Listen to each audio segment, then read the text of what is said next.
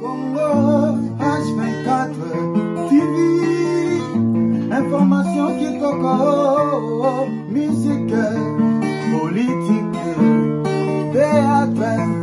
Il y a des dépistages offerts pour la maladie lokola diabète, tension artérielle, les pesameli ba mama nyonso ya dynamique moi binali sungina yimoko élu ya commune Njili Marie Tumba Mwabi Kobanda lundi 22 kino lundi 29 novembre 2021 par porte ezali ya kofungama awa na centre de contrôle technique automobile ya commune Njili CC tana bokuse o ezami na quartier 1 wapi ba docteur bazwami awa pona koyamba batu na kati na bango tomona ki docteur Sami o azaki accompagné na élu ya Njili honorable Marie Tumba Mwabi oyo yemoko na ino abandaki kote ya nanu ba mama na kotel sa bango ete kala mingi te tokomi kokoma pene ba fete sengeli banzoto na bango ezala kolongono yango asali bango boye ete baye baka état de santé na bango po ete bazwa pe ba traitement ya ofele episaki esengo na docteur Sami oyo abeti ngonga boye na sepeli mingi na journée oyo mama Mwabi a pesi pona ba mama parce que koza na cadre social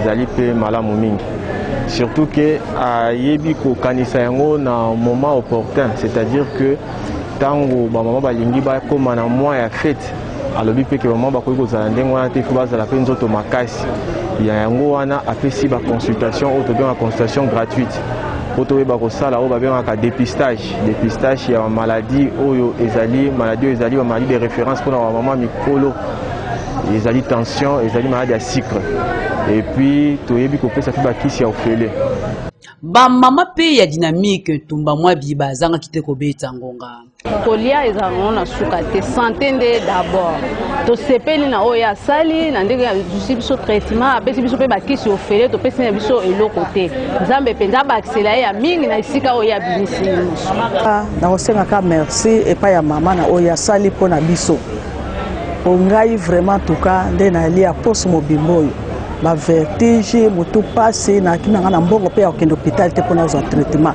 poso ezaki na hôpital mosusu ya minene balinga basenga nga mbongo ebele mais na sacrifice oyo asali mpona bamama yango wana nazopesa ye merci nzambe abatela ye yakoyebi ezali ete nsima dépistage oyo maladi nyonso ekomonana bakisi ezali ya ofele kaka na lisungi ya ye moko mama sociale ya commune ya Njili Marie Tumba Mwabi ngonga ebeti.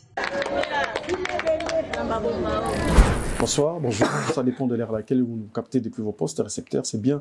Et notre rendez-vous, l'émission Entretien, c'est ici que nous échangeons autour de l'actualité sur la RD Congo.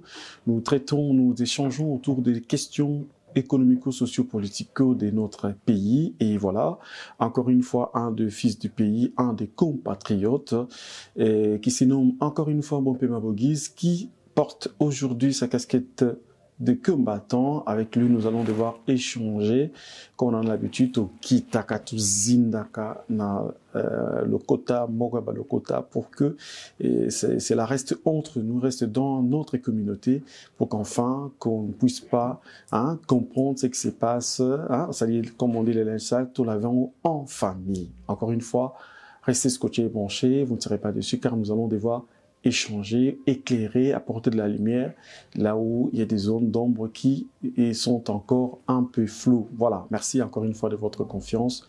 Continuez à nous suivre et à témoigner votre confiance à cette chaîne, surtout à cette émission intitulée Entretien. C'est ici que nous donnons la parole à tous les compatriotes qui sont de ces côtés d'ici en Europe, quels que soient les domaines, c'est-à-dire dans l'entrepreneuriat, dans les avis politiques, dans tout ce qui nous implique, qui implique les quotidiens des Congolais de la diaspora ici en Europe. Merci encore une fois et de nous témoigner votre confiance suivant cette émission, tous ensemble, échangeons et apprenons et informons-nous à travers cette émission Entretien. Suivons.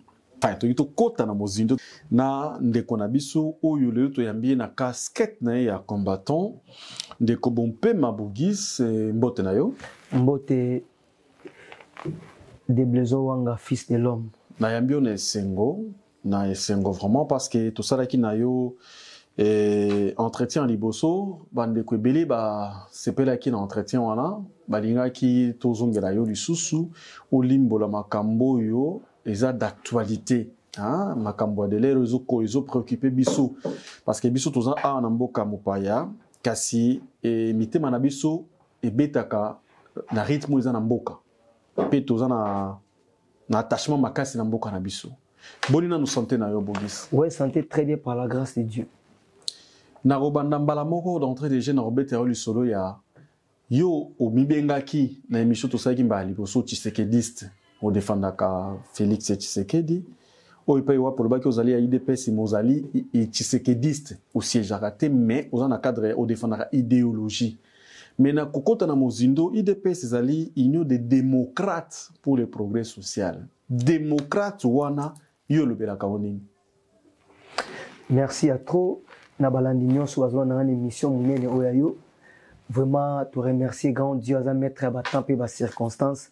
To lala ki bibe malamusi biso na mape bolingo na e kumisama Jésus-Christ. Yo lobi nous sommes plus que vainqueurs.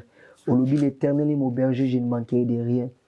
Au lobi les fils de l'homme apparus dans ce monde pour détruire les œuvres du diable. Toza na kondima koza likolo ya nyonso.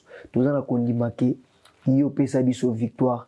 Nzambe satinda solution et pas na yo biso neto croire na œuvre na yo ya croix po tozwa oyo loba pona biso na Congo RDC. Merci Seigneur Jésus-Christ. Merci Seigneur Jésus-Christ. Donc pour ngai démocratie ezali liberté d'expression, ezali tolérance, ezali tout pour ngai. Dans démocratie ezaka kate kaka pona liberté des slogan te voilà slogan des akate voilà les akate kaka ke pona o état de droit pona okanga ezape pona ko protéger bat mususu pe bakoyi kozala au pointa et droit mais tant bo landeli makambo comprendre que za yango taza na droit ko s'exprimer donc état donc démocratie la liberté d'expression donc pona nga eza bien surtout les locaux que IDPS mutu à litaka pona yango depuis des années à décennies quoi. Donc c'est ça. Merci Ndeko Bogis to sepeli mingi na ndengo limboli yo Tshisekediste otangeli biso limboli démocratie na lolenge na yo bon to banzi teza na lolenge pe ya IDPS mobimba ba outil ba ko marcher ko relancer débat ko dénoncer par des chansons par des discours, par des débats télévisés, biso toujours kanisa teza ba expérience démocratique. Mais boni tango IDPS to lobi nanzela ya ndeko Félix Tshisekedi Tshilombo azubo konzi koliba sala ba preuve démocratique to moni komina olobi na TV olobi bakangi okoti boloko oyembi nzembo zo dénoncer système o yozo monake avec ba preuve na yo na après étude na yo za mabe ba interdit par exemple une totalité tous à titre wana parmi ba titres tout ça bah ça te dit quoi donc IDPS jamais akoyi ko perdre nyonso sauf démocratie oya zali mama ya démocratie donc ye muta ya na eloko wana na Congo RDC vraiment batuba betali baku place wana te chaque jour na Congo soki musique ebimto na commission mo de censure oyebi yango bakeza nzembo liboso bakanga te bakanga banzembo nyonso so ebimi bamoni eza na insanité oyo to efutaki censure te ebimi kaka bongo baosala contrôle mutu moko te na IDPS atikali kopesa mitindo bakanga nzembo wana kobosana te eza na badepute misusu to président Félix abandi pouvoir na baeste to na coalition basalaki batakaki président Félix na balangage moko ya mabe atikali kokanga bango te atikali koloba te ke baboma bango to basala bango menace. Donc ezali démocratie tango il ayemi nzembo nini to salité biso il faut dans la liberté na yaza mona mboka mais biso tozoloba te ke nini to salité il faut lobande nini pona nini to linganité pour avant to sala il faut to lingana pour tisiko ba mindele ba mboka o biso to yebi ke za développer ba mboka to yebi ke ba institution fanda o ezana ba vieille démocratie ni ba loba ba mboka nyonso to wana ne to loba ti lelo balembi kosala te mais tant que ba nini to salité comme si to sala makambo ya danger zone toza bloqué na mutema mabe toza bloqué na tribalisme toza bloqué na ba haine toza bloqué na jalousie mais il faut le bande pona nini to lingani te pour avant bana makambo surtout il faut bolingana avant ngana ya émission photo lingana po soki de aveugle bazo tambola nanya olaksa moninga nzela.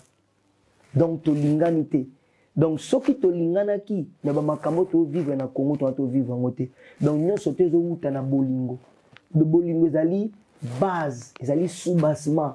Même nzambe asali kolo na se aza bolingo.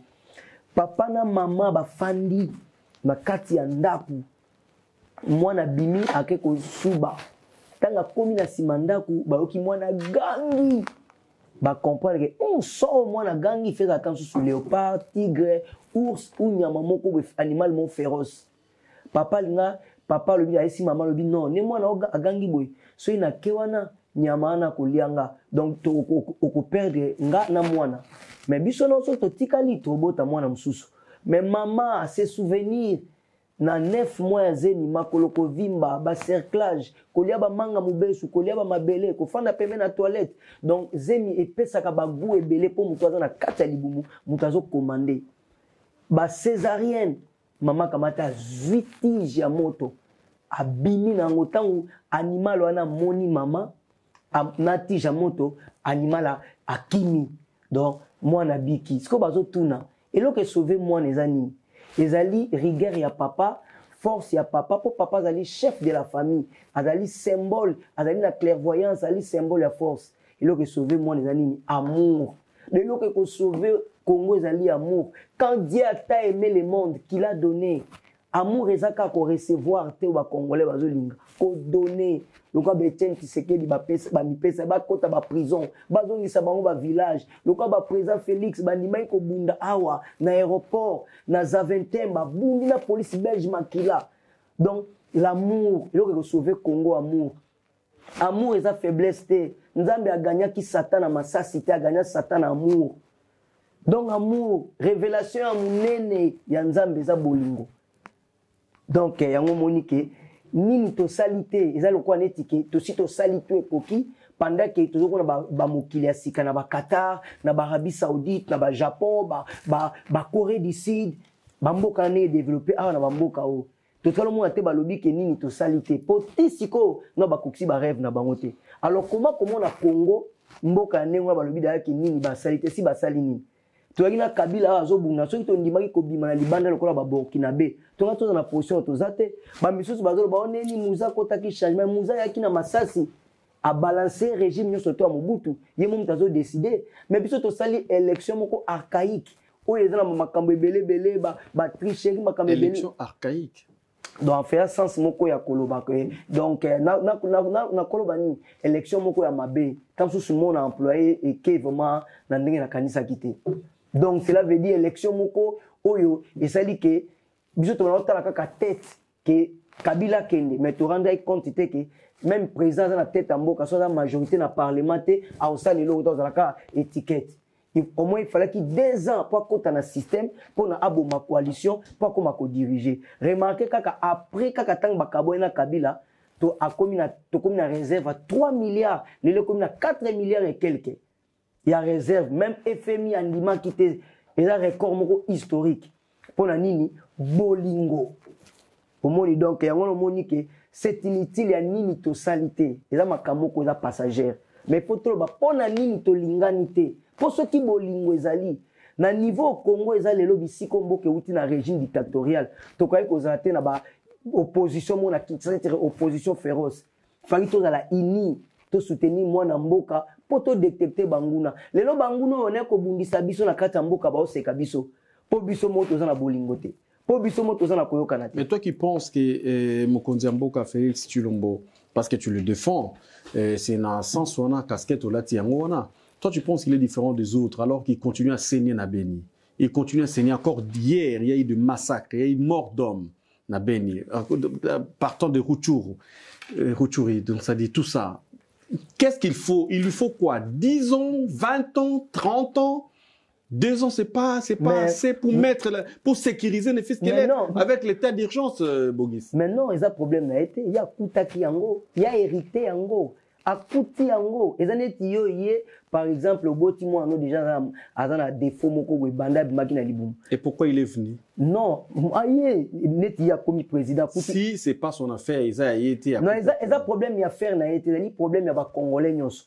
eza problème te ke ya ye mutu moko eza problème ya biso tout s'impliquer tant to côté na makambo état de siège te ko tala ke bazo kanga bana basi aza na 3 identités aza ougandaise aza rwandaise aza burundaise to ozo comprendre donc comme coopération mutu nyonso to aza na est aza na groupe armé moko boye babomaka batu bazolango bambongo basalaka béchange ya ba munitions makambo ebele eza kaka te ke balatia ber ba rwandais oui ba rwandais baza mais na ba congolais de père et de mère ba autochtones c'est pour cela zoyoka pendant 18 ans bato na olela ke pendant 24 ans oh mubule na est bato bazo kufa biso to kanta ke na cadre mais tant baté état de siège bien vous avez une solution te faut bon c'est pas état de siège parce que état de siège est récupéré ba village ebelé et récupéré ba secteur ebelé oh yezala quitté vous comprenez donc cela veut dire ali problème quand il y a présent Félix cité les lo yebi on a porté na ba maman ebelé ba fana na ba fenêtre ba koko ebelé contre ta bengimbila ba on va jouer rôle il y a service à renseignement ba jouer rôle la police. C'est que tu conseilles aux Congolais ou aux Congolaises. Mais oui biso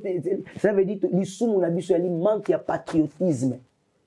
Manque ya patriotisme tala ba Burkina Bende babimaki tala ba égyptien ni babimaki na printemps Hollanda bien surtout monyo pena liboso to ya non cela veut dire tant papa tseke da bana bimaye moko ba congolais to babimaki te tant ozolo ba bon kazaika imo ozo nse village ba père na biso pe bazaki na ba père na bino cela veut dire nga après déjà ni naza da bestoté ka déjà makambutu.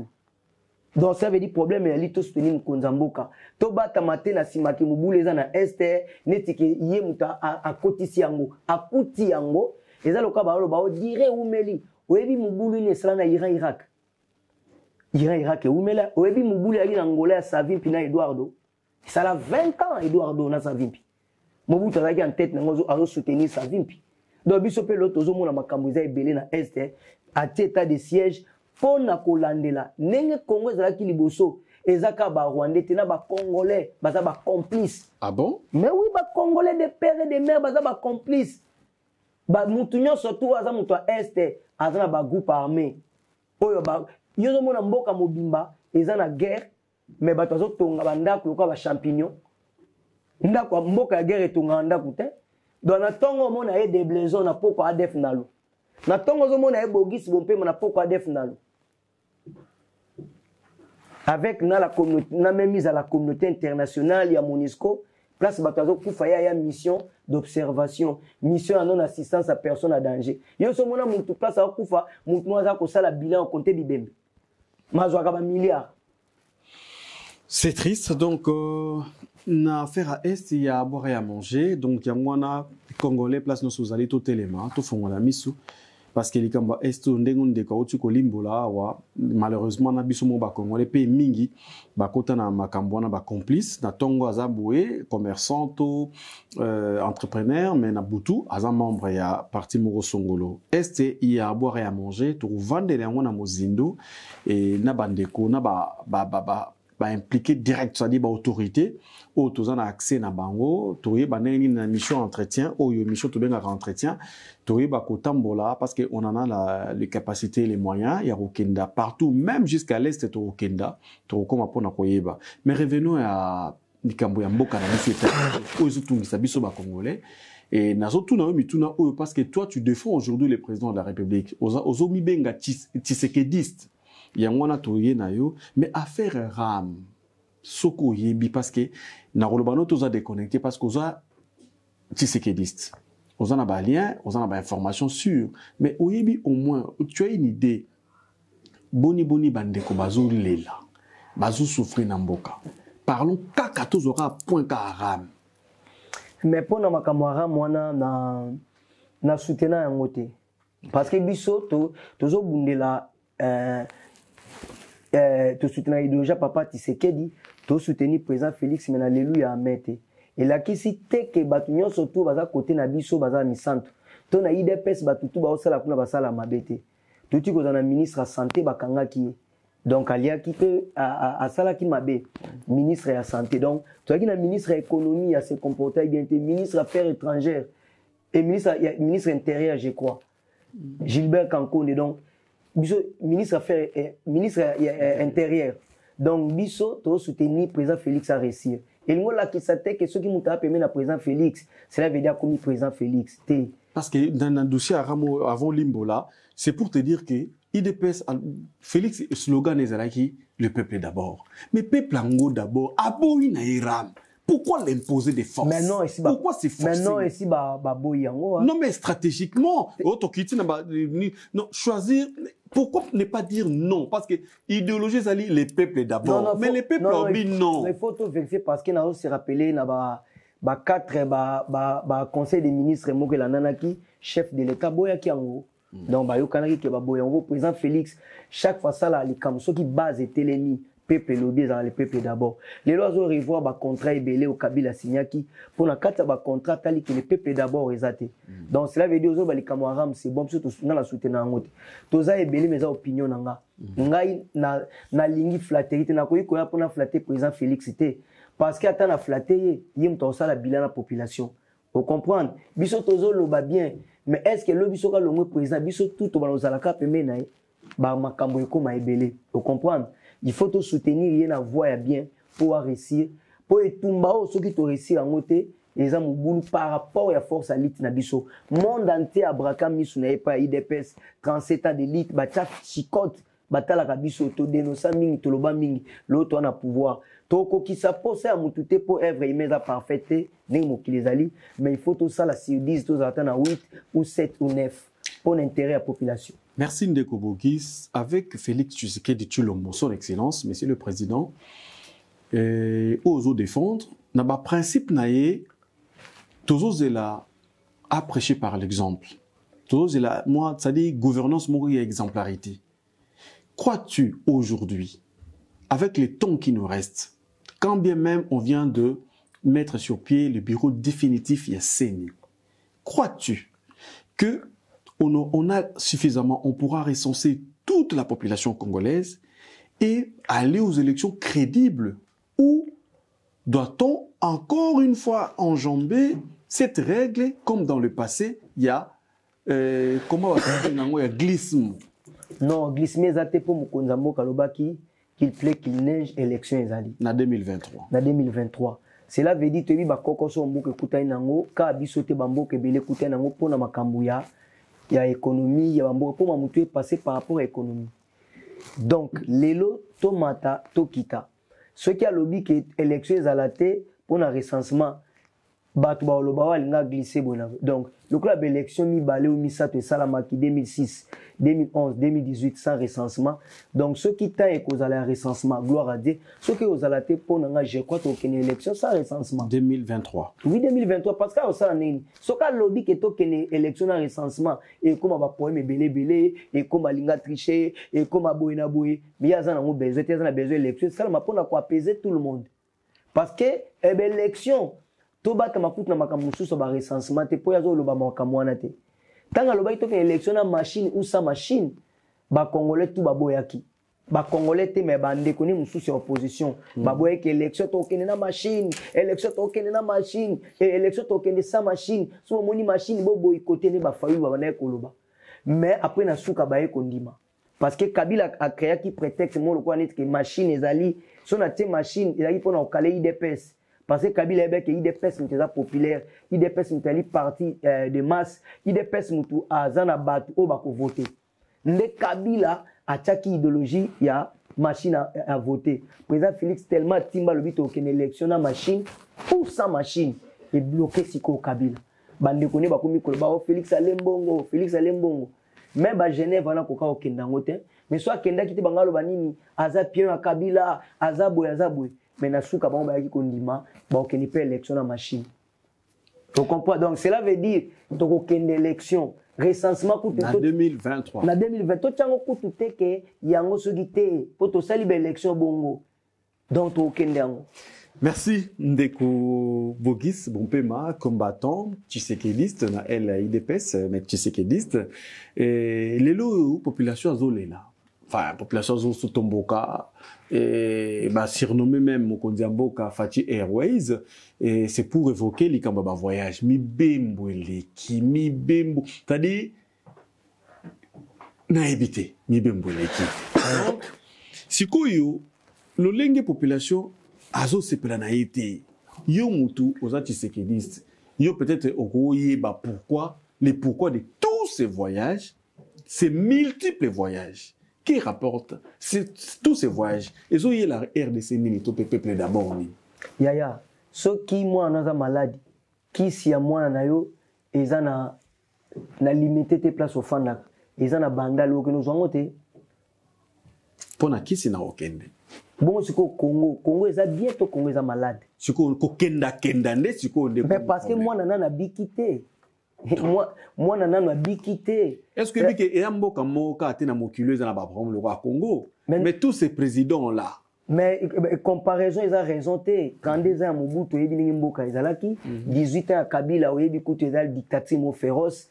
4 ans à Musée Laurent Désiré, Kabila a eu 2 ans et demi ou 3 ans. Donc cela veut dire, le président Félix Aza, le problème, c'est que Mboka na biso, et ils ont libandé en Mboka.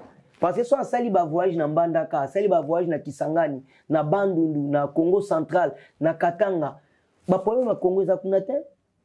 Autres décideurs, multinationales, la communauté internationale, fana na Congo te, ambassade na ba stratégie, mais problème est où Talibanda. Ozo kake élection na biso na Congo, mutaza na monopole ko publier za CENI, mais Yves Drian le dit que l'église catholique muteye bisi. Ozo comprendre. Mais est-ce que l'église catholique muteye na monopole ko publier élection? Non. Vous comprenez tout na tiko Yves Drian, boza na ambassade ya France na États-Unis.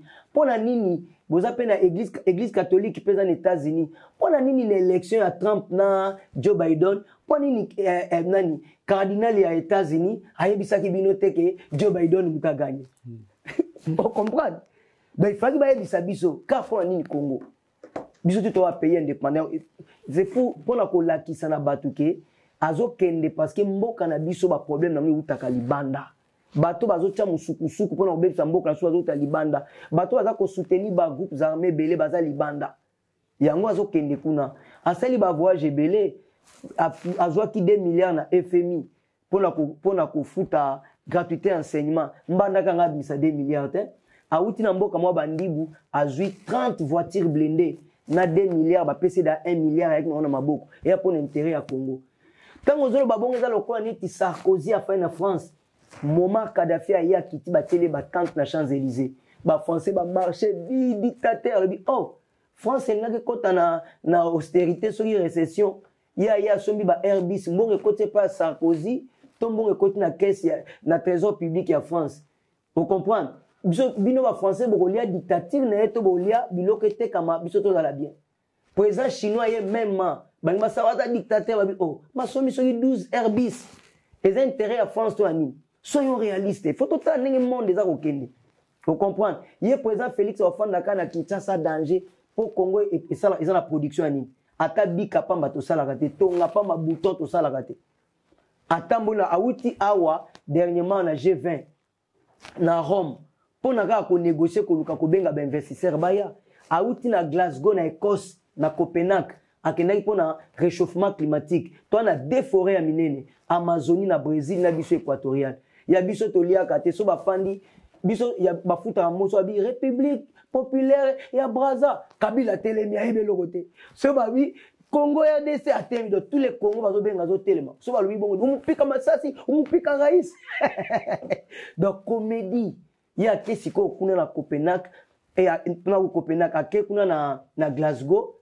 Pour négocier que Congo faut bénéficier pour moi les a bénéficier na forêt na biso yebisa ma beza et dans les timbongo na yo mo ba biso mbongo no mo bi ma kuna na mutu mota telema pona zwango lelo mwana no mo mo ba papa tikanga na kende ko représenter na bénéficier pour intérêt anda pour le mal donc président Félix a ça la bien batu ba bossa na te 32 ans 4 ans Laurent Désiré Kabila, 18 ans il y a Joseph Kabila, jamais passionné aussi la Mukolomoko.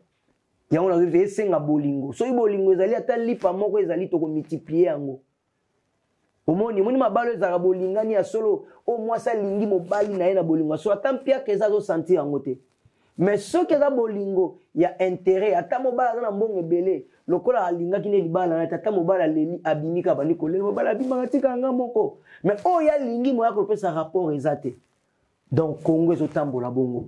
peuple congolais bisika tozali biso tout photo za sima président Félix Tshisekedi azobunda pon intérêt na biso. Mais ozo invité biso nyo surtout za la sima ya président Tshisekedi en même temps ba ninga na ye bandeko na ye nyonso babundaki na opposition lelo yo basali front commun tozomona FCC tozomona la Muka tozomona Muzitu Fayulu tozomona même église catholique na LCC basali front commun contre ye sur le dossier CIACNI. Pourquoi avoir forcé ces dossiers? Ça lelo tout le monde basali front commun contre ye. Crois-tu qui va quand même, malgré tout ça, être le grand vainqueur après?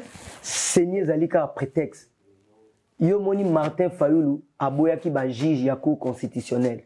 Tant ba longoli bango normalement faut ya sepela.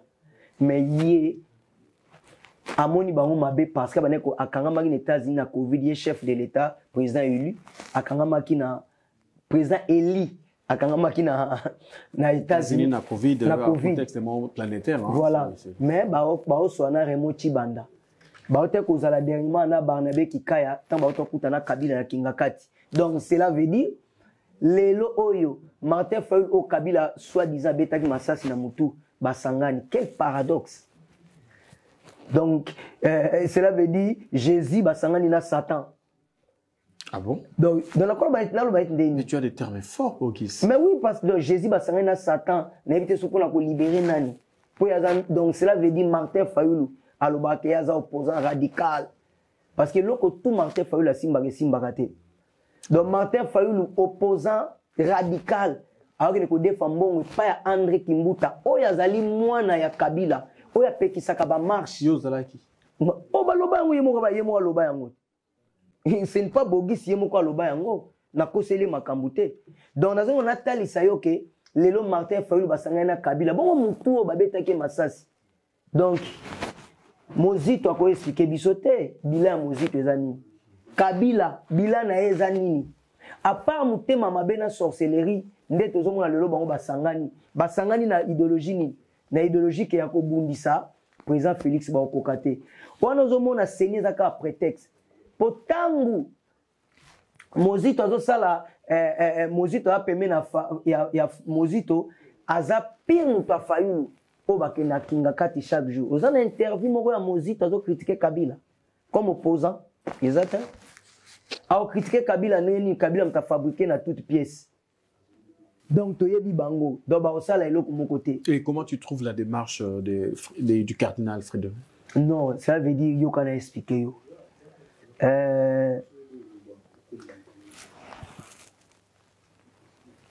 Pape Pie XII azalaki pape na temps ya deuxième guerre mondiale. Après azalaki pape Jean 23 azalaki pape mo batebele balingaki. Après azalaki pape Paul VI.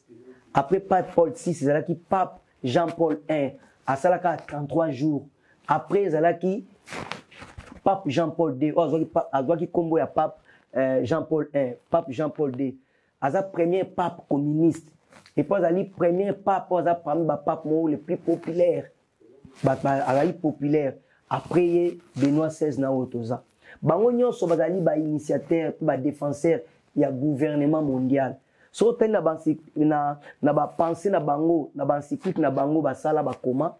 Bango nyonso ba soutenir gouvernement mondial, ba pesa ngo makasi, ba pesa ngo minu, ba pesa ngo réforme, ba désarmer ba pays nyonso tout. Ça là est-il, ceux qui les lobent à désarmer, bah pays surtout. Et là qui signe contrepoids et cause à la tête. C'est la même façon où Hitler a l'naï pour ça. Si Hitler a désarmé, bah monde surtout. Et les gars qui ont la néni. Donc il faut faire très attention à l'église catholique. Oh. Oui, là on a bien. Tant qu'on moni pape Jean-Paul I à Salakika 33 jours. Pourquoi quand la kota ki bat bamonaki ke aza pape moko ayini tazongisa église catholique na mission prophétique ya côté à voilà ya côté ya sango malamu ya bien mais na 4 ezaki na moko banquier moko ya Vatican a détourné mbongo moko na Italie ba pesa ki mot d'ordre de bakanga mais le kola na Rome eza le Vatican eza le kola état voilà moi ba kota kuna ezala tatikala ki na intérieur na mire. Moi, je suis alors, il y a un cardinal Cody, il y a Chicago. yé pas détourné mbongo moko be plus de ba 4 ou 5 millions to ba landeli ba yo mona ke mbongo wana ezali ya mwasi ya azwaki yango ta ba tunia lobi non mbongo wana ezalaki ya cousine mo lointaine na ye apesaki asenga ba aider nzo wana ezalaki cousine na ye te ezalaki mwasi na ye vous comprenez ye apesaki ordre ba alongoli banquier wana wa Italie et puis alongoli cardinal wana le même jour wana babomaki parce que na kata église mafia eza ya makasi yalingaka ya longola mafia wana maintenant oloba na yo beto wana poto kota na réseaux sociaux tala e beta ba makambu ya ba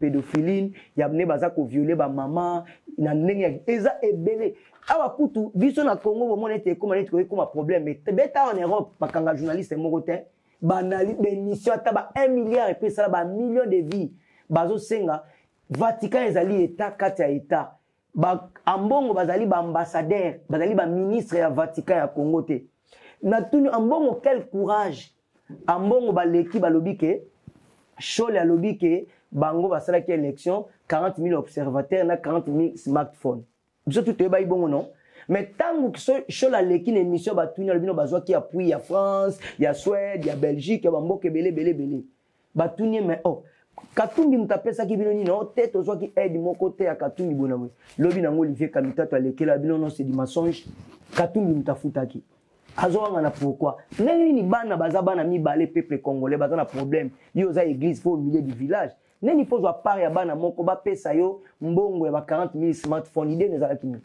pour Yves Drian Ganga bongo idée nezala kimi. Pour comprendre, donc cela veut dire biso toza ko compter la fiabilité te ya église catholique na LCC. Donc pour la mo Christ tous les lots yo au péché au Congo. Non, cela veut dire tu es d'une famille chrétienne, tu sais. Oui, mais si on a dit ba choix moko to sala kango ya ba parents, faut pas oublier. Les choix hérités. C'est là non. Kobo sanate ngala za na kumisa vite ya choix père na biso parce qu'il veut bien. Na abalon mais la prémisse, ngape na monet que prémisse danger ta na mais te. Vous comprenez? Mais l'automne a coli Barcelone a choisi na moko na lingango. Vous comprenez? Malgré ça Messi, OK. Non, na kana faire comprendre yo que ezala ba choix mususu on a eu na lobak une émission na leadership que parents nyo so phase la modèle à mona nae. Loko père azali modèle na linga eto donc na zo ba choix mususu po ya linga vite ngape na kumisa vite. OK, voilà donc c'est pris la démarche. Excuse na ngana lobaka que peuple congolais ndenge nini tala mbongo ke ambongo lobi ke pona ko honorer mosengo il faut ba corruption peuple aza na contretemps pour la souffrance ba mebele so peuple aza na contretemps yo ambongo ko yiko za voiture ya Kabila te pour dire que voiture eza makila ba congolais makila ba Russie mukinde ba Thérèse Kapangala mosengo alobaki médiocre nini na ke kosela sous Kabila nani merci à joyeux anniversaire yena ekutute même bemba mosengo Kabila kuta yena été donc cela veut dire biso to yeba ke soki Kabila longwe ndenge bokondi muso ekoti c'est l'église catholique a forcer ba plainte contre Kabila aboma ba sango ebele pourquoi eso sala maté quel paradoxe lelo Kabila komi mo centre na miso église catholique Félix Tshisekedi ndoki Oza vraiment tu sais qu'elle dit. Non, la zone on a tali ça ba tout peuple ba vérité. Donc na kota là na yo tozo comprendre. Ya ngona tozo kena na biso. Si on tourner à Béchole, na ba Marcel, na ba Nina ou Tembi tout ça. Quelle est ta lecture par rapport à ces héros américains? Ba ekopé ça rapport. Quel rapport? Na rapport na batinda bango ba libéraux belges. Oui, ba libéraux belges place bazwa bambongo, ba ekopé ça rapport parce que ba kunyo surtout bango ba montaki pour la makambo seni esimbi. Est-ce que yebi ke oyebi toza biso tuna na Kinshasa banda kati loto certifié na poto. To telo mona te pasteur Soni Kafuta na tendance à IDPS. Ba ola nanga uyuno. Rien.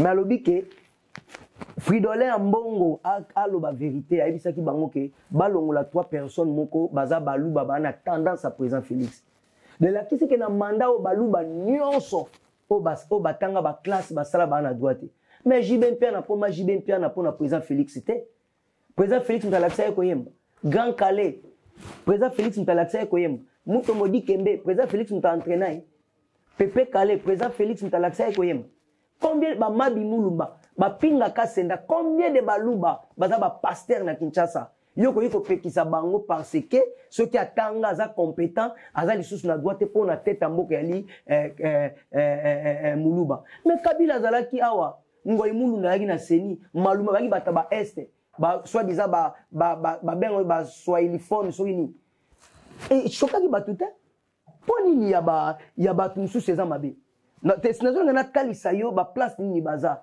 ndaye mutumbula cha nef biti lelo ba Samuel Etoba ba Didier Drogba ba Raba Majer ba Osana San ba Mwaku Kanu ba Rachidi Ekini parce que na footballeur na linga balle to na ba joueur rebelle ba batana no record on a azam muluba est-ce que yenda ya cha nef bien président Félix Azagi na Congo. Voilà, donc babiloko wana po bambongo bazo sala ba écarter bango et le même makambo wana toye komona ke papa ya Kimbangista lobi ke basenga kibiso mutu totindi Kadima aza Kimbangista bakomi koloba ke mulu bakoza na Kimbangista tata yo moko Kimbangista na communauté belé ba tayo moko. Voilà Kenda. Dem overseas et agence il y a fret maritime priorité o ya biso tolobi sécurité ya marchandise. Papa eloko nyonso ezali awa boya bo balingi oboy ezana moto moko te aye kotikela biso biloko oh nyonso oyo ezala ta babiloko ya bamedical oyo nyonso bakoli oyo biso nde moto toke ti esika ezalaki tokomisi yango awa mpe tolapi ndaye ekokóma na bandako ya bandeko na ngunda Congo ti na baporte ya bandako na. Alors tout ce qui est stockage gratuit de 1 mois est donné à ceux qui veulent faire un conteneur entier après l'ouverture de dossier. Lui qui veut que son véhicule soit de l'autre côté de la planète, quand on parle de porte à porte, c'est nous vous prenons en charge, aussi bien même pour l'identification des véhicules. Donc quand vous arrivez, clé en main, vous démarrez, vous commencez à rouler. Quand nous précisons nous prenons en charge, prendre en charge, c'est non seulement de la marchandise, mais aussi de l'administration, c'est-à-dire la déclaration douanière, de l'exportation, de la déclaration des biens et des marchandises, à la sortie et à l'arrivée, nous faisons aussi les dédouanements pour l'importation. Donc c'est ça. Mais tu vois qu'on mélanger l'église nyonso tout parce que ça peine à évêque mususu ya ba province mususu baza pour 5 côtés.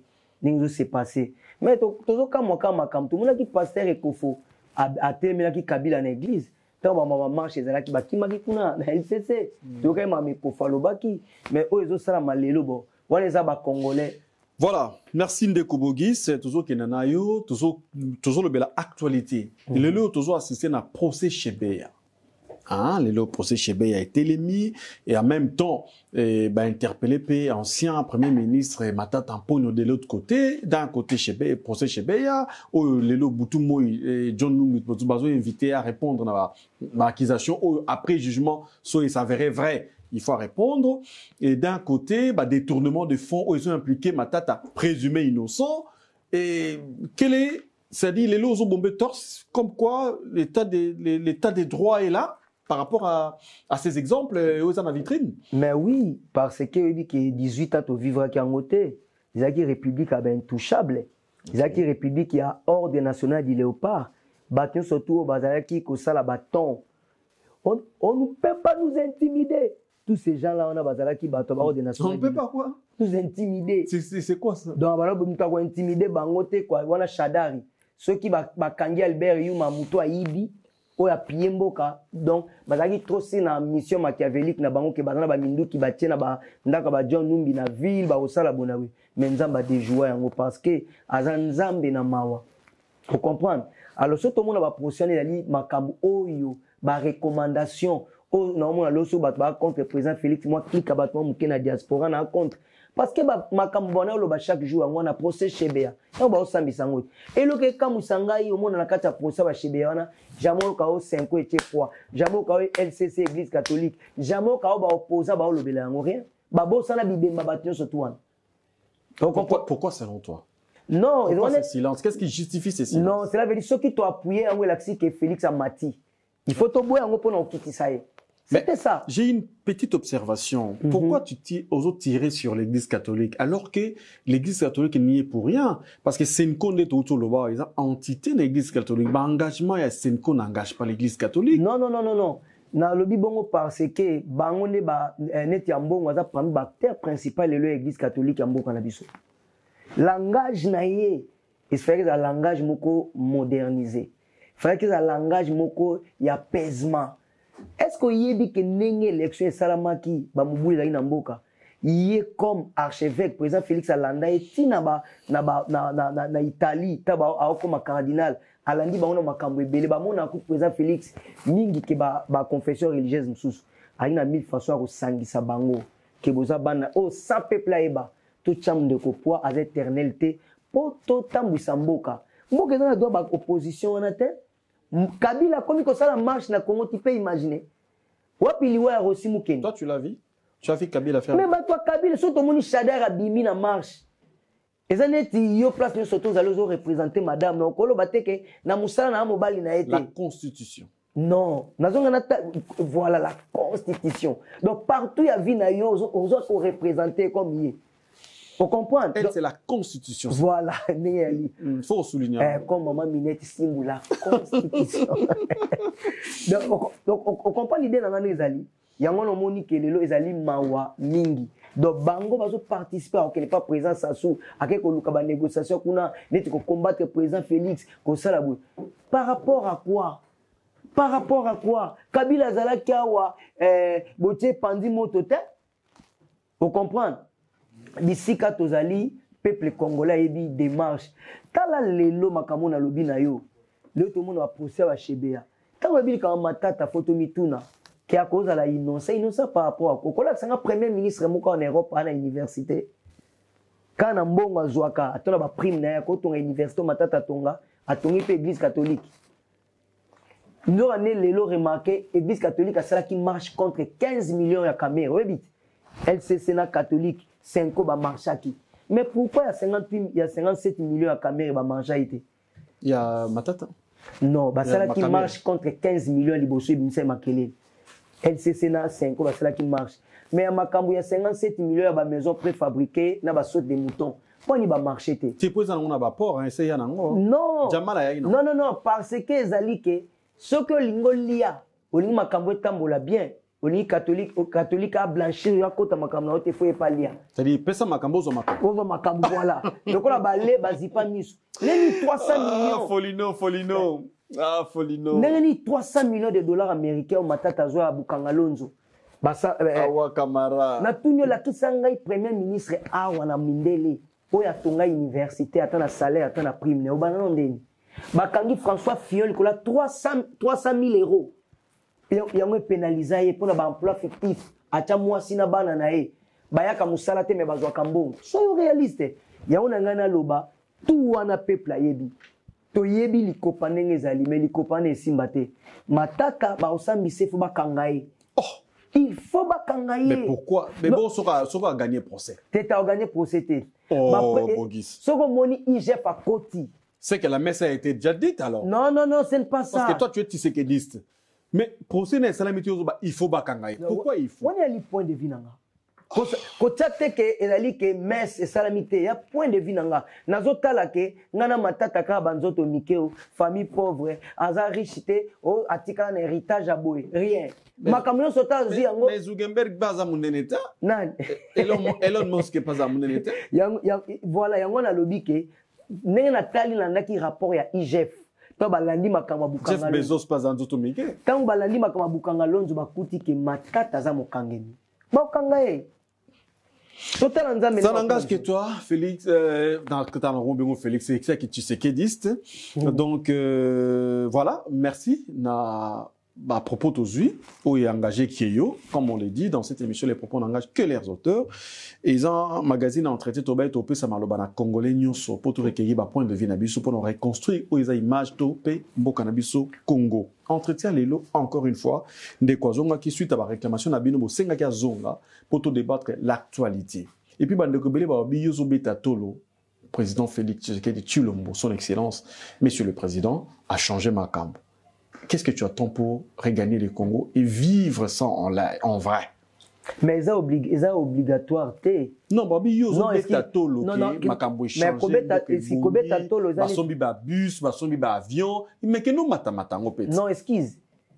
tant que tolo ba kobeta tolo nga nazo croire na changement et na yebi que changement ezali changement ya liboso eza nanu matérialité eza nanu ba idée na volonté so tada que muto aza na volonté muto aza na boy donc cela veut dire que motel na possession ya balo équipe ezo mener et qu'il faut marquer kalaté parce que équipe ezo dépasser sans traiter donc cela veut dire on a ina loba ezali que elingo loba tende na soutenir na soutenir un changement ya mboka na nzela ya président Félix et l'accès qui fait na Kinshasa ya tola bunda abundela Iran azaki na France on utinda ba lettre na aéroport pour comprendre donc il a qui cité que ceux qui naza bongo nde naza na droite ya olobake mboka changement ezali il faut toter abatu ke baza na foi il faut toter abatu ke ba persévérer ba mboka oto mona na 2006 budget ya Chine et les gars qui budget Angleterre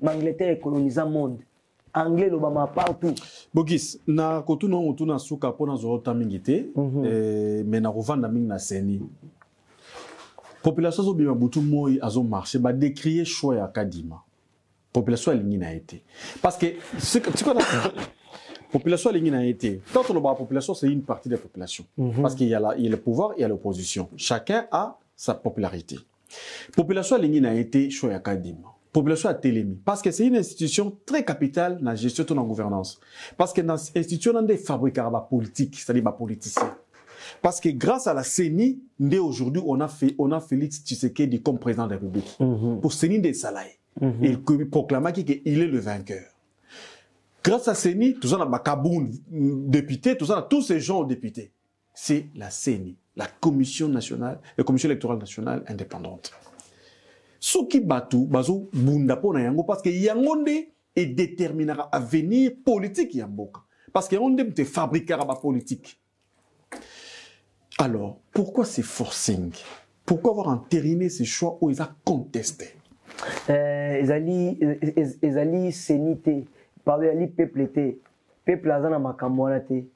O ba bima kena ba jouer te peuple azana makamwana te ali ba mascarade ba vibre ba mascarade ba sala pona ko créer mais konza mboka yakiti ayaki na aéroport akitaki ba bengi Fati de Nazareth ceux qui ba na ko riposter ke balingi makambo ya senite banga ya bongote koya oyo bozu ba député ou le quoi ba ko rentrée scolaire bo tiba na bus le quoi bus scolaire Yaya mutaza numéro 1 en mboka par Nzambe eza président Félix mais c'était un jour ouvrable pourquoi ne pas laisser les gens travailler étudier Yaya équipé sali nango eloko te. Ah bon? Zana expliquer yo. Omoni ba makaba belé biso to mona ngo ndenge mususu. Ba mboka belé zo betisa ba coupe du monde, ba coupe d'Afrique ou tout le bino, eza pour na prestige, eza pour na boy. Congo normalement to za pour na prestige te via situation, il y a vie précaire au mboka eza nango to ba moment tyrannique horrible to nango souffrance eza ya makasi. Mais soki ba ke ko yamba mwana mboka po aza vision na eza bien eza mabete omoni quand to mona batata bangunza ni mitulo kwa bantaba ba meme na kingakati batata mikolo ko kita mutu mais ça revient au même hein wana tu as vu ces députés dans un bus na tout d'esquisse tu les as vus dans les bus omona ki place au Kabila uti libanda na 1 milliard na compte mboka to des voitures à blindé pour que na est pour na mboka non à sala qui coûte nde brassage à sangisi ba troupe rwandaise na armée na biso et puis à zui à sali ba misti à sali ba musique de grâce pour na ba rwandais bazo boma ba congolais abimisi bango na prison bana mboka bazo souffrir na passe vous comprendre donc cela veut dire tant mamoni que mukonza mboka bima ki na 1 milliard de dollars américains mais après soki oyena 1 milliard et que na ba voyage na yo ba frais d'émission ba tout troupe no so voyage na bango au dépenser 500 millions ça sert à non c'est du mensonge ya OK président Félix ça la bonté il dit passe ya Congo aza congolais de père et de mère quinois moi na poto azo bunda pona intérêt en mboka cela veut dire talati siko baza ko accuser mutu lobe ba mona so minda ku place tel na ndenge presse za ko landela makamna mais e oto ka lokito ka so minda ku place boy aso minda ku place boy aso mbelo ko place boy za la ngote. Merci Ndeko Bogis osa vraiment to bousquila kiyo to tumbolio to timbolio mais tu es resté na bagarre na yo osa vraiment Tshisekedi au défendre Kanayo bien et au défendre idéologie na yo comme il est faux. Et nous ne pouvons que te dire merci et félicitations. Merci. Na tant au PCBSO na entretien l'espace Oyo et tout le monde est le bienvenu, quelle que soit son opinion politique. Et zali espace na biso to PCBino pour que to faire entendre ma voix à batunyo ce pays bazali. Entrepreneurs, producteurs, congolais, combattants, compatriotes, commerçants, je ne sais pas qui d'autres. Dans quel domaine c'est votre espace entretien sur Congo H24 TV et qui passe sur A+243 à Kinshasa sur TNT et puis na BlueSat na canal 30 na BlueSat tout ça na babouké ebélé, c'est-à-dire large diffusion. Merci encore une fois na attention na bino Lilo Basuka zongi na invité na Lilo Bananga Suka pour cette intervention-ci. Voilà, Lilo Bananga Suka ezali congolais o nini to salité pona nini to lingani moni ye so fane place moko ayena malasi ba pesa ye tanga ayena malasi mwasi na zalaki mwasi ni to ba yetu mwasi ndumba ba paye ba raté mwasi na zalaki mart ile kwa Lazare donc yona nde o ba benga mwasi yenda zalaki mart nde kwa Lazare mwasi alisana nzoto depuis azui esuki na ye asukuli Jésus na makolo c'est suki za couronne image ya mwasi jida yokaki likunia pona malasi yani tikeso tu nini bakoya ba président Félix oui toza ebele tebengeza likunia te eza motuna na yo na on répondre yo te ça veut dire MF el motuna toza batu ebele na Congo biso tout okoma ba konzité mais kozala mokonzi ali serviteur c'est pour cela zola la te tozo rendre ka compte ka matin avion oyebi que président moko je crois polonais matin avion a kufa avion et cracha baloba kutu ke également Biarimana te Biarimana là qui a Rwanda mais na ebi a Pologne non na bi également voilà également OK pardon na oka bien donc na sens wana azo mérité kakate ba yeko yamba ya mais a mérité plus beaucoup de prières parce que banguna ya Congo bazo lingate leadership wana ezala vraiment mbote trop na yo zifio tunani encore une fois tunani zifio tunani zifio aoki omone de besoin bomba joyeux anniversaire na zifio tunani azana anniversaire munene ya neo ya tunani zifio joyeux anniversaire voilà joyeux anniversaire na ya José Ike Matembele motema ya Armin Mbuku na Vieux Clova de London na Cheribet Nzambi descendant vraiment ya ressemble ya TV na ngali Jabi otana bakino manke petit no mabe Ali Jabir donc vraiment bambote trop na yo na ancien Guy Fwamba donc tous ensemble merci na yo na Deblaison na Arnaud vraiment à suivre merci également na bandeko yo bazana biso elongo to penser na honorable président Oyo Azali Moko na biso na assemblée Mboso to penser na yo également na Beto ya Chango c'est-à-dire honorable Mwabi Marie Tumba honorable donc Beto ya Chango to penser na excellence Modero Simba ministre na biso ya tourisme excellence Patrick Mouyaya Tamboué, donc c'est-à-dire ministre de la communication, tout penser na bino se passe Bozali, na excellence monsieur le gouverneur Gentilin Gobila, sans oublier na Mopandi, lui de Blaison donc merci na biso se passe Bozali, Bambote Bili, na bandeko totali biso, Sele Selio PDG Kahamba.